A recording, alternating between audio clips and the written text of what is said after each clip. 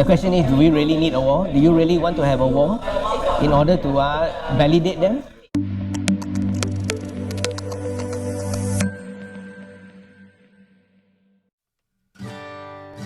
Jeremiah Jonathan Mark. I'm now the Brigade Second in Command, so I have 3 battalions to look after. We work hand in hand very closely with them. We do it with a passion. We volunteer our time. We go down to like BMT places and we share with them what the old soldiers have in terms of experience. My full-time job, I'm in insurance business, so I run my own agency. Doing military service is hand in hand because the military is still the best insurance policy for the country. It started with, of course, with my father. My father served in the Royal Air Force. He was a corporal, or he was called a leading aircraftsman. And my father told me more about independence. He was around when Singapore hit independence. That's the first motivation for me, My daughter joined the SLTC as well. She was the first batch. But after she finished her SLTC BMT, right, I told her, I think you should be confident enough. If let's say somebody leaves the weapon behind and I am injured, will you be able to take up the weapon and shoot to defend? She said yes. Now I'm more confident. Yes, I'm definitely patriotic, but it's nothing to do with politics, because it's coming from a deeper part, the subconscious mind that wants to protect the way that we live, especially now with what's happening in Europe, Ukraine. Life was not that rosy. Singapore is quite sheltered and we are very fortunate to live here. I need to know what's happening. I want to be there to make sure that I know what to do. In World War II, you just have to take a trip to Kranji War Memorial. You can see how many people really died also, And the camp that I serve at, which is at Clementi, is the site of the biggest ambush, where 200 over Australians died when the Japanese ambushed them. Ironically, it's a place called Sleepy Valley. It's actually the worst possible place. Serving in the military and being effective, as a unit, is not a 5-minute job. It's not a one-day thing. Just because you know how to fire the weapon and I teach you how to do it does not mean you know how to work as a unit effectively. So looking at Ukraine and looking at how they just pick up the weapons and everybody wants to defend, the inner thought is good, but in real life they may be causing more headache to the actual troops. You got friendly fire, especially at night when there's no visibility, it can become a problem. So the intentions may be good, but in the end, they may be causing more harm than good. So it is still important to train. It's still important to have national service. I find that it's a great social leveler.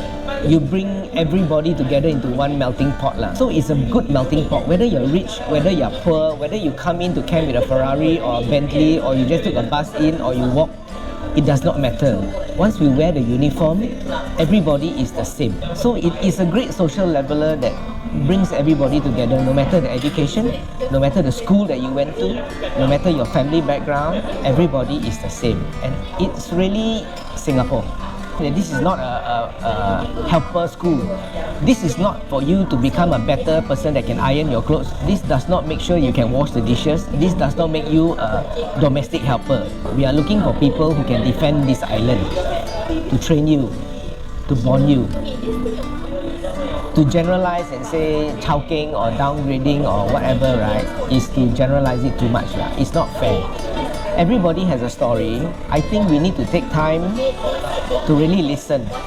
And I think it's good to really sit down and listen to what is really the story. And not to prejudge and to judge so quickly that this guy is just trying to get away with it. He may have some serious issues that you may not be aware of. One of the most important core values that we are talking about is safety. The other one that is also close to my heart is care for soldiers.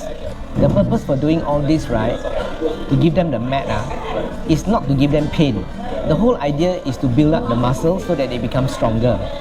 This is just another form of trying to bring out the best in them, so that they can focus on what really matters. It is still as tough as before. There is no discount. The training that they go through, which is classified in some units, is just as tough. I don't think it is that simple. What you're looking at is BMT, don't forget, which is the very first experience they have as in the military. So cut them a bit of slack. I'm sure that they're just as tough as before. Actually, the best commander, the best general, or the best defense minister is the one that can make sure that we never ever go to war. We have not been to war. The question is, do we really need a war? Do you really want to have a war in order to validate them? With that kind of responsibility, right, I would prefer to have somebody who is more a thinker than to have somebody who is rash, who never thought about it and went straight into it. That is the most dangerous actually. The commanders are actually called up to go down to the accident site to see the carnage and the destruction, the horrific gore, and to see that in real life, the smell of the blood and the smell of it is not fun. It becomes very real. It actually gives us more resolve to make sure that what we do, the extra effort to plan things well, to make sure that wherever we are going is safe for the rest is important, and not to be so lazy about it lah.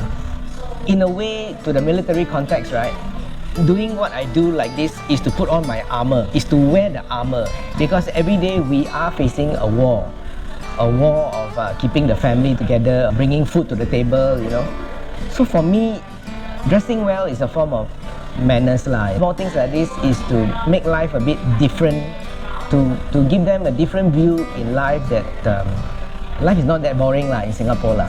You can be quite interesting lah.